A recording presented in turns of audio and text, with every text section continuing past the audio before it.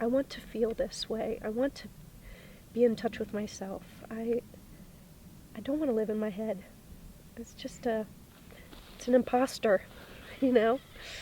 It's a rogue bodyguard, is what I decided. It's a rogue bodyguard that thinks it's supposed to protect me, and it's not. It's gone rogue. I don't know. I know where to look now. I know where to be. Thanks to this process. I know now that my body is equipped and wants to sit with and process emotions, deep, core, real human emotions. And I didn't know how to do that. So strange. Nobody teaches us that, but you taught me that. Thank you. So I now know that my body is designed to filter and process and allow those emotions to flow. So I can sit with them and acknowledge them and let them move on. And not do this loop of this mind processing. I don't think the mind can process emotions. It's just looping them. They have to go through your body, and I get that now. I didn't get that. When would I have learned that? You know? Thank you for showing me that. You and Adrian. That's one thing I've been thinking about this morning. How grateful I am for you.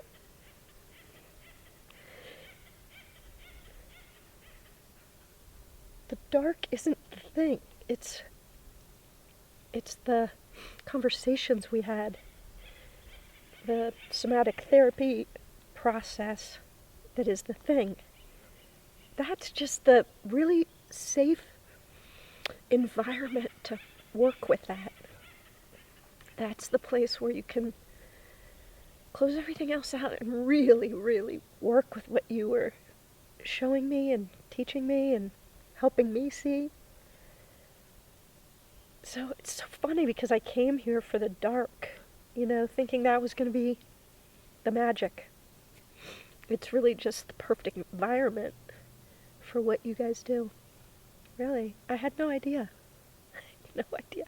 I don't know if people do have any idea that that's what happens here, is the work. And that's just a safe place to do it without distraction. Yeah. I've spent time by myself, but very little time with myself. And I don't know why. Other than I didn't understand the difference. And what do you understand now around the difference? I understand now that being by myself just means I'm not sitting with anybody. And I like that too. Being with myself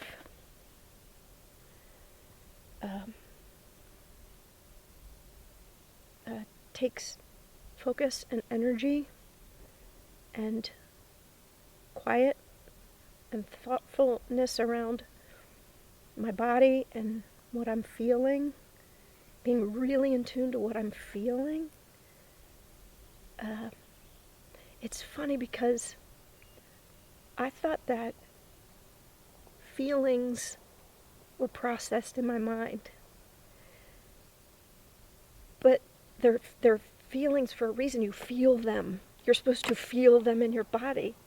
Otherwise, they'd be called sayings. They're feelings, not sayings. So, understanding that being with myself involves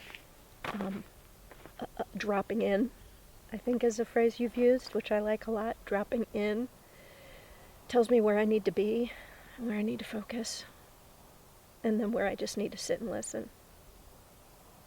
You think you listen with your ears. I don't think you do. I think you listen with your body. I don't know. And the last one, the willingness. It was huge. I'm going to get a tattoo that says I am willing because it's so important. There's something magical that happens when you say that you will allow, that you are willing to feel what is uncomfortable, that you're willing to face something that everybody tells you you shouldn't feel, or maybe you just don't want to feel. Maybe it's not everybody, maybe it's just you because it's uncomfortable, but when you're willing to face it, it's actually what then allows the body to pull it through and it feels better. Like, oh wait, okay, I can do that. And you giving me permission to feel that way, to feel all the emotions, disgust, anger, sadness. Obviously those are harder to feel than joy and what are the excitement. But you giving me permission gave me the feeling I could be willing to do that. That it's what makes me human. You know? So I was like, what am I trying to not be human? Sometimes I think it's easier. Being human is tough. But with these tools and these resources, I think it'll be easier. I just need to practice it. Yeah.